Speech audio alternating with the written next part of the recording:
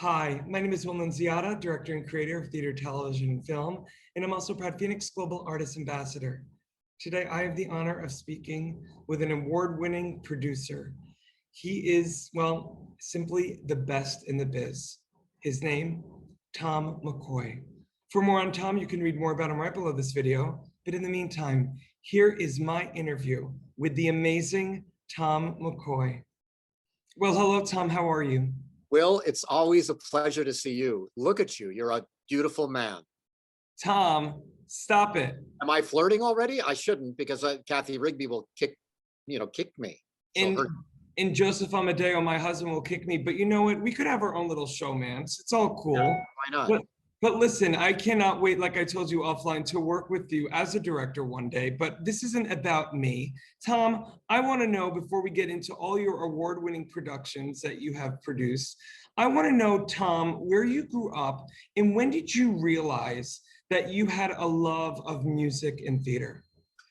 I'm one of 11 kids from a big Irish Catholic family. My father was a surgeon. He started one of the big St. Jude hospitals out here in California, actually born in Chicago, but moved to California when I was very young. And my brothers and sisters have all done normal things, like there's 2 doctors, there's 2 nurses, there's 2 or 3 lawyers, there's several teachers, there's people like that. And then there's this oddball Tom that all of his life, was always sort of jumping and bouncing and singing and, doing imitations and, entertaining my parents' dinner parties at age, 8 or 9, when they would pull me out of bed at 1 in the morning saying, do the imitation from the guy from Mary Poppins. And I would do that for them and go back to bed.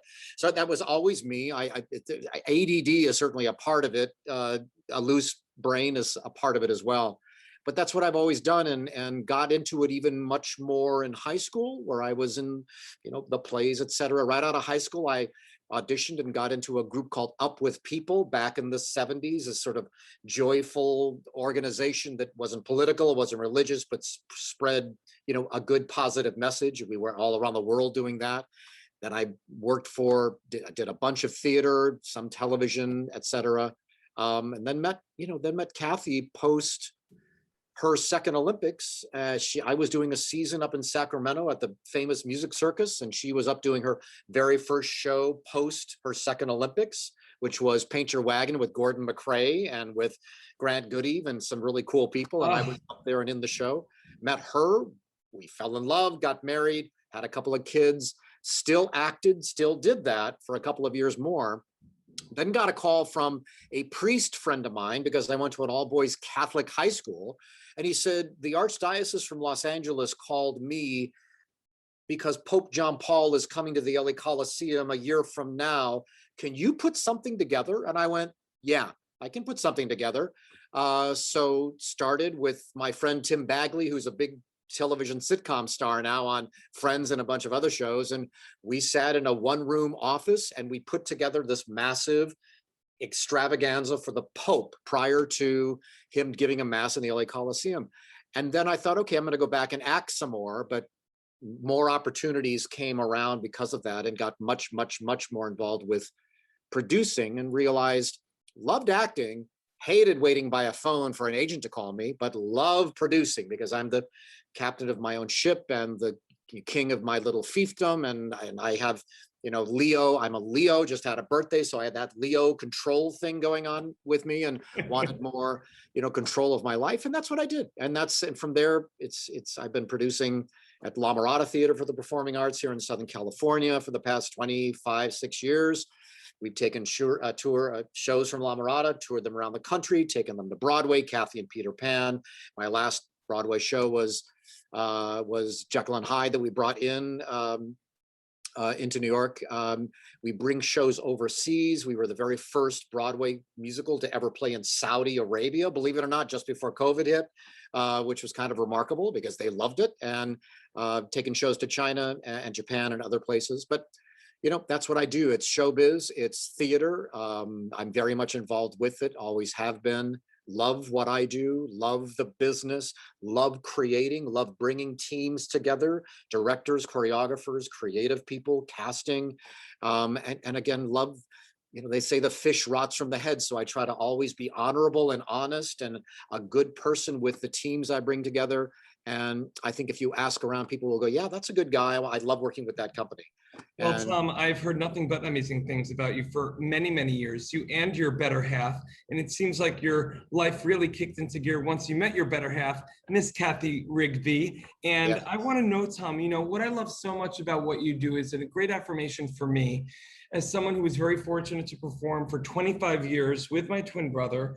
It was really when I became a director and a creator, I was able to create kind of safe spaces that I wish 12-year-old Will had. And I love also with you and your creative mindset, I want to know, like, in your producing, with this producing hat on for many years, do you feel like, I kind of do as a director, I get to play all the roles. As a producer, do you feel that you also, like, that little kid in you now gets to play not just maybe one role, but all of them at once? there's no doubt about it. That said, I love, I love the team I put together and trust them completely. But don't get me wrong, you know, I love seeing the process come to life, and my fantastic staff that work with me, Anna and Patsy and David Nestor and Samantha Lee and Grant, and people that work in my office, they're really the key behind this. They help put this together in a wonderful way. And I can just look and go, sure, let's do this, let's do that.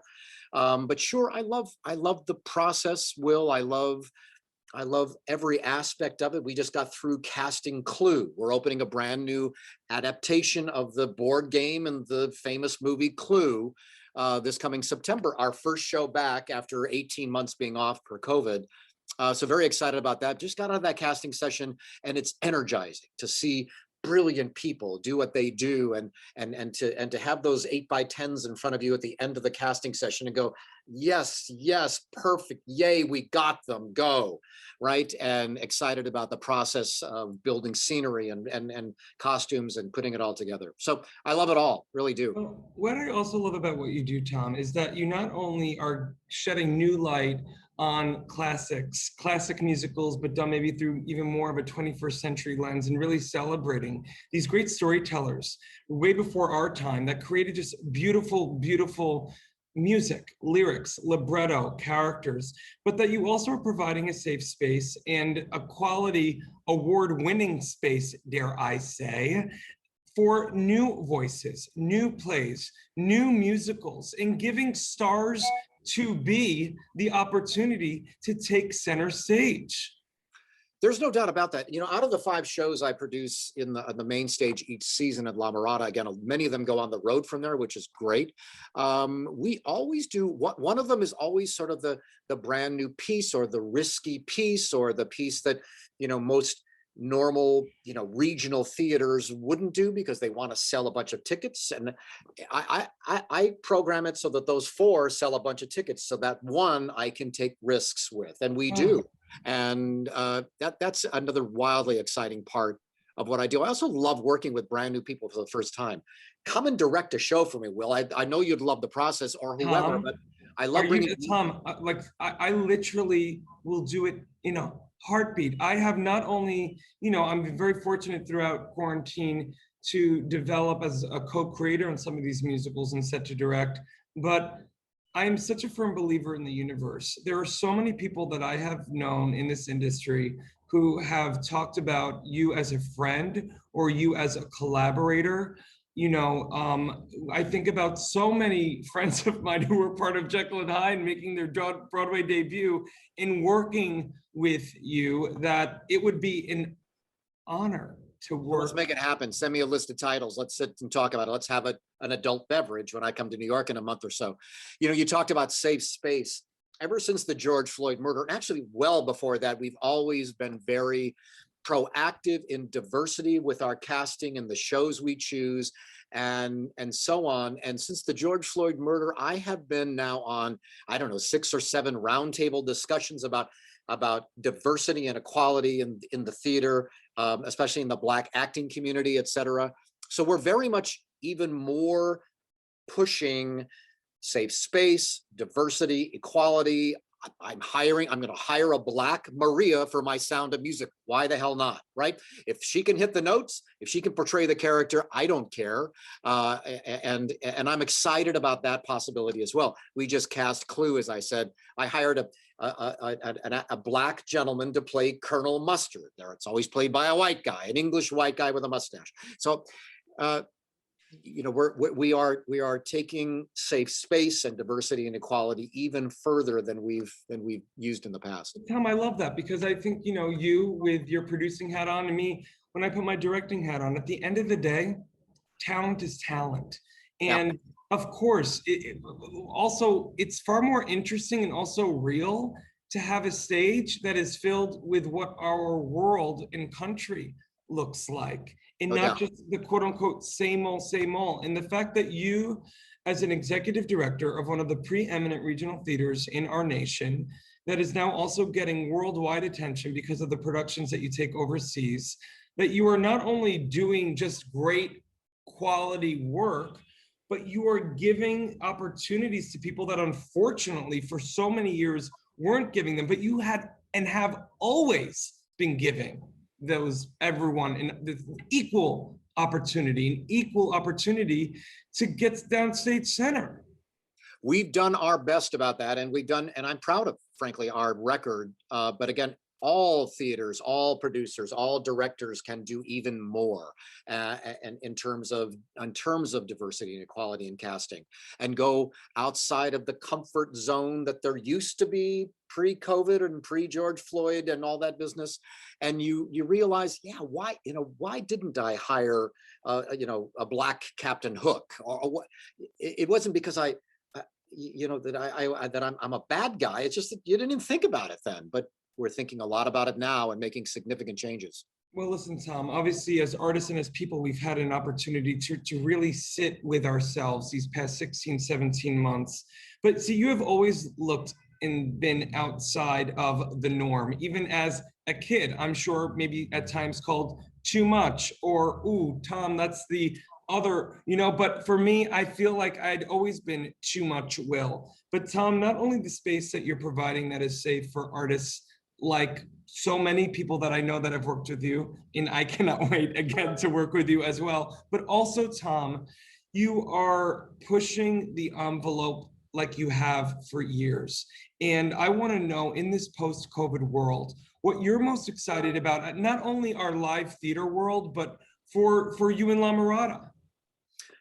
I think, we just announced a month ago a new season starting in September. And it was just to our subscribers. There's about, 8,000 or 9,000 subscribers that have been waiting and sitting back. And the renewal is gone through the roof. I think, what's new, people are going to come back. Even with this Delta variant business and whatever else, I still think we're on a trajectory for tremendous explosion in the live theater business. There's no doubt in my mind. My friend Jeff Loeb runs the Pantages Theater here in Los Angeles. They were going to open Hamilton 18 months ago and had to close it, at the last minute, but they're getting ready to do that next week. And he's telling me that, they're still selling every seat. So it's very encouraging, especially because of what's just happened. I mean, there were dark days, Will. You and I would sit back. I don't know you well enough to know this, but I guarantee you sat in your apartment as I sat in my home and thought, oh God, what next? What can we do next? We're on option 73 about, okay, if we can open here, we could do this title. If we can't do that title, we'll move it to that title. We'll move it to here. And that went on for 18 months, but we never stopped. I know you never stopped. I never stopped. I went to the office every day.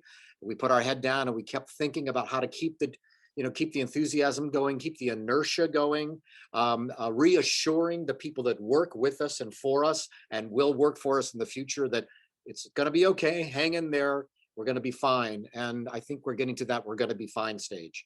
Absolutely. Well, I know that people are hungry to get back into seeing live performance, but thank goodness, Tom, there are people like you with your enthusiasm, your savvy, your experience, and your true love. I love the fact I'm looking at you and hearing so many things about you, but I'm witnessing it in live time.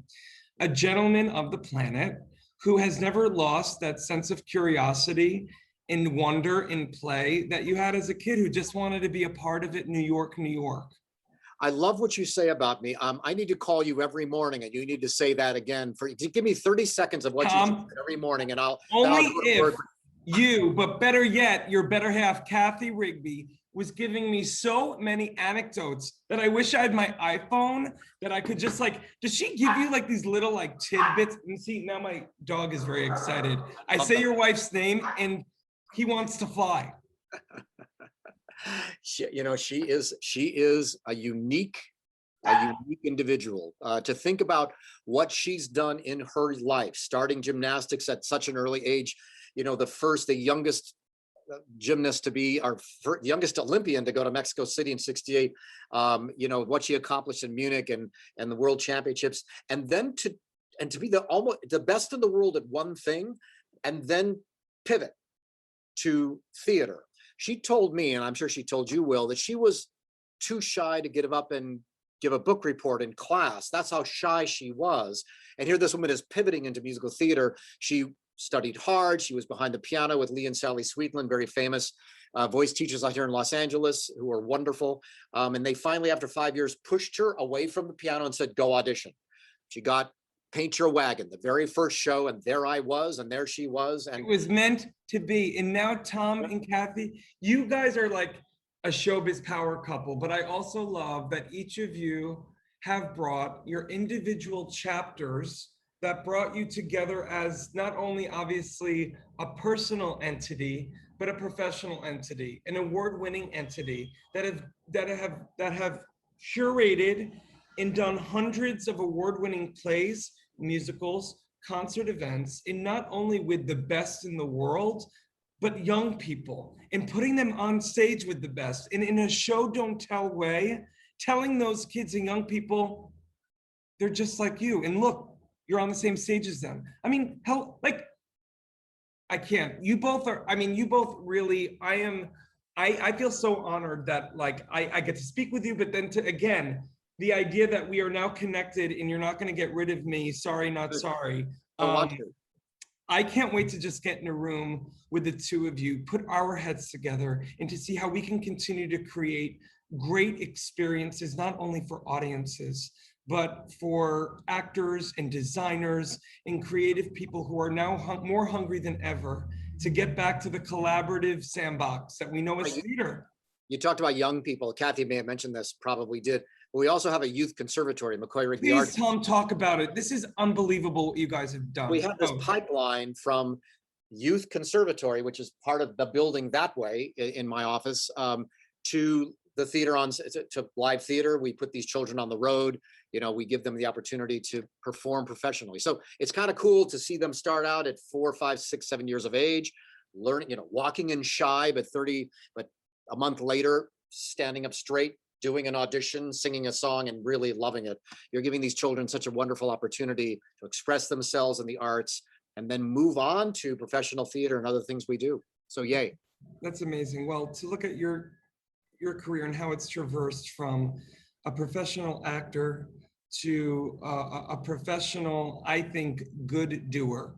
I mean, if that's even English, Tom, that just came to me, but that's what I'm feeling. And the fact that you get to do it with your partner in crime, in life, and in business, and not only being a beacon of a beautiful legacy already, filled with family and artists and lives that you've touched for so many years. It kind of must make you put the head on the pillow at night a little lighter. I thank you for your kind words. I was raised by Catholic nuns. I walk with head bowed in humility, or else I commit a sin. I go to hell. So thank you for that. I don't focus on that too much, but again, I'll call you every morning and you can repeat that and it'll be my motivation for the day, my friend. Oh my God, Tom. Well, it goes both ways. I am so inspired by you, your wife, and again, cannot wait for our paths to finally cross professionally, but I will be seeing you next month in New York for that adult beverage. But for our audience watching, for more on the incredible Tom McCOY, please read more about him right below this video. And Tom, thank you so much for joining me today. Thanks for a lovely interview. Good job. Thank you. Thank you. Age, artists and bands struggle to make a living. In fact, only a small number of artists can live off their craft. For the 98% of artists that don't have the luxury of being signed to a label, it's tough. But artists deserve to live off their art. Wherever you are around the world, appreciation of music does not change. FENIX brings bands and their fans together, whilst allowing bands to properly monetize their passion. The FENIX app will directly connect bands and fans with no need for middlemen. We're utilizing the blockchain to give the power back to the artists once and for all.